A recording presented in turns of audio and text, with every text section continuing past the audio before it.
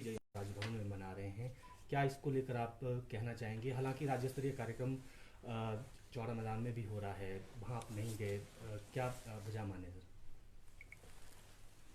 नहीं, डॉक्टर अंबेडकर जी को पूरा राष्ट्र आज नमन कर, मैं राजभवन में उसको कर रहा हूँ क्योंकि राज्य सरकार ने वहाँ पर जो राज्य स्तरीय है कि क्या है मैं नहीं जानता हूँ, लेकिन ये जरूर है कि वहाँ म्यूनिसिपल कॉरपोरेशन अपने स्तर पर कर रहा है। म्यूनिसिपल कॉरपोरेशन का कोई भी, चाहे मेयर हो चाहे किसी अधिकारी ने, मुझसे इस संबंध में संपर्क नहीं किया है और मनाना मुझे भी है। तो ऐसी स्थिति में वो क्या कर रहे हैं मुझे जानकारी नहीं है और मैं यहाँ उनके चित्र के समक्ष पुष्पार्चन कर करके उनके प्रति अपनी कृतज्ञता जाहिर करूँगा। सर, आपको क्या लगता है कि जो इस तरह का व्यवहार है नगर निगम का या मेयर का है या डिप्टी मेयर का है, आपको लगता है गैर जिम्मेदाराना है? जिस तरह की राजभवन की गरिमा है, आप अमूमन जो है राज्यपाल वहाँ जाते हैं, लेकिन इस बार ना बुलाना या निमंत्रण पत्र में नाम ना होना, ये ठीक नहीं है बातें? पिछली बार भी मैं डॉक्टर अंबेडकर जी की जयंती पर अपने आप गया था। अब की बार भी मैं जाता, लेकिन मेरे पास जो कार्ड भेजा गया, एक सामान्य व्यक्ति के पास जो भेजा जाता उसी प्रकार से भेज दिया गया है, जिसमें मुख्यमंत्री को मुख्य अतिथि बनाया गया है। तो आप ही जरा बता दीजिए कि मैं कैसे जाता। ऐसी स्थिति में मुझे डॉक्टर अंबेडकर जी को श्रद्धांजलि अर्पित करनी थी, तो मैं अपने यहाँ कर रहा हूं। अब वो क्या सोचते हैं, क्या करते हैं, ये उनकी सोच है। हम तो ये जानते हैं कि हम उस सिद्धांतों के हैं जिसमें डॉक्टर अंबेडकर जी को भारत के प्रधानमंत्री जी ने पंचतीर्थ बना कर करके जो सम्मानित करने का काम किया। चाहे इंग्लैंड हो, वहां भी भारत सरकार ने उस भवन को खरीदा जिसमें डॉक्टर अंबेडकर रहते थे। मुहू जहां उनका जन्म स्थान है, वहां भी, मुंबई में भी, हर जगह भारत सरकार ने पंचतीर्थ के रूप में हुआ। तो मैं भारत सरकार का प्रतिनिधि हूं भाई, और मैं ये मान करके चलता हूं कि भारत सरकार ने पंचतीर्थ बना करके, प्रधानमंत्री ने उनको वो करके सम्मानित किया।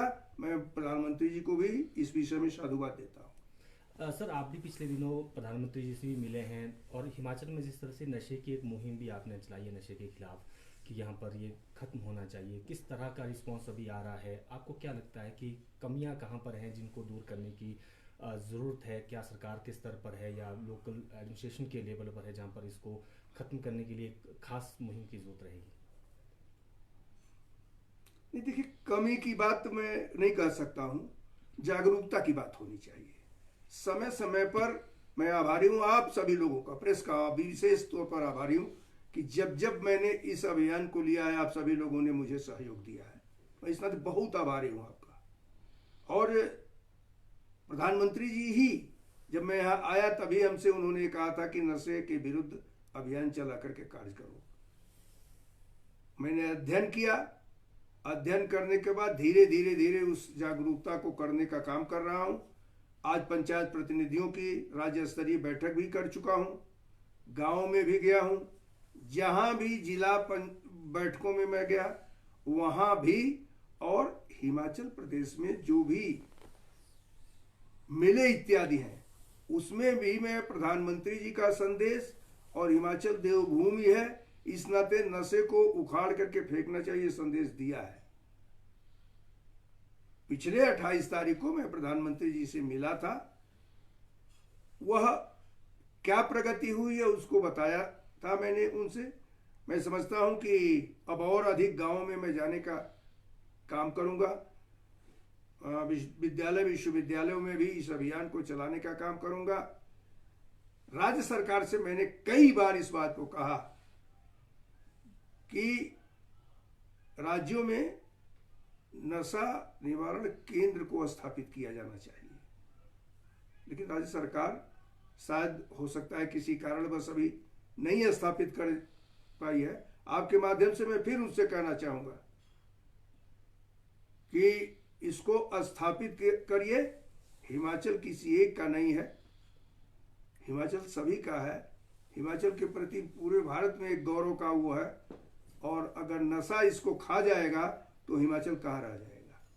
इस नाते इस पर गंभीरता के साथ सभी लोगों को मिलकर के काम करना चाहिए। दोष मैं किसी को नहीं दूंगा। सर एक सवाल है, कई बार देखा जाता है कि सरकार और राजभवन के बीच में कई चीज़ों को लेकर मतभेद रहते हैं, टकराव हो जाता है, और कई बार सरकार की तरफ से मुख्यमंत्री भी कहें, कृषि मंत्री भी पहले कह चुके हैं कि हमारे बिल पेंडिंग है, यहाँ पर 4 से 5 बिल इस तरह का जिक्र होता है। सर किस तरह के से इसको देखते हैं, और जो बिल पेंडिंग है उसको लेकर क्या राजभवन का रवैया है? नहीं, वो यह स्पष्ट करें कि उनका कौन सा बिल पेंडिंग है। एक बिल जरूर पेंडिंग है जिस पर कोर्ट ने यह फैसला दिया, जो इमरजेंसी में लोग जेलों में बंद थे, जिन लोगों को सम्मान राशि मिलती थी, उस पर कोर्ट ने फैसला दिया है कि सरकार उन लोगों के सम्मान राशि को दे। अगर उस बिल को मानते हो तो मैं नहीं कुछ कर सकता हूं, लेकिन शेष ऐसा कौन सा है जो बिल भेजा है, क्वेरी के साथ मैंने उन लोगों को भेज दिया है। क्वेरी कर करके उस पर जवाब भेजें। हम क्यों बिल रोकेंगे, हमें क्या जरूरत है बिल रोकने की।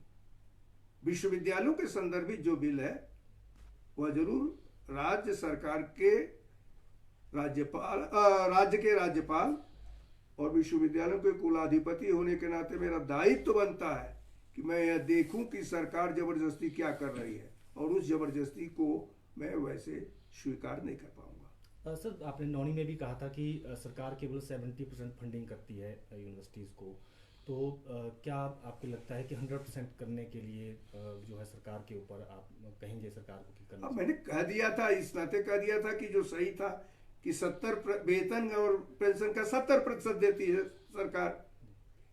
अब विश्वविद्यालय के लोगों से पूछना चाहिए कि 70% पाने के बाद वो बेचारे कैसे उसको पूरा करने का काम करते हैं।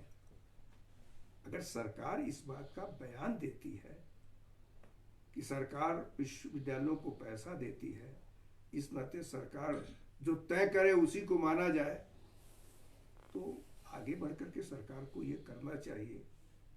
ये सरकार से प्रश्न आप लोगों को निश्चित रूप से पूछना चाहिए। इतना मैं जरूर कह सकता हूं, जो मेरी जानकारी में है, सरकार से ही जो मैंने मंगाया है उसी के अनुसार वेतन को छोड़कर के सरकार विश्वविद्यालयों को कुछ भी नहीं देती है। सर हिमाचल में सत्ता पक्ष और विपक्ष की खींचतान को आप कैसे लेते हैं, क्योंकि आपके पास भी विपक्ष लगातार आता है ये बात लेके कि सत्ता पक्ष ये कर रहा है, और अभी 11 तारीख को भी कह रहा है विपक्ष की वो आएगा और आपको एक ज्ञापन सौंपेगा। ये जो खींचतान लगातार बढ़ती जा रही है सत्ता पक्ष और विपक्ष, इसको कैसे आप देखते हैं? देखिए, सत्ता और विपक्ष में खींचतान तो लगी रहती है, ऐसा नहीं है कि नहीं लगी, लेकिन सकारात्मक दृष्टि से होनी चाहिए। सरकार को भी सोचना चाहिए और विपक्ष को भी सोचना चाहिए। अब वैसे तो आज हम संविधान निर्माता का निर्माण दिवस मना रहे हैं, और लोग बिना वजह के संविधान लहराते हैं, तो क्या किया जाए इसके लिए।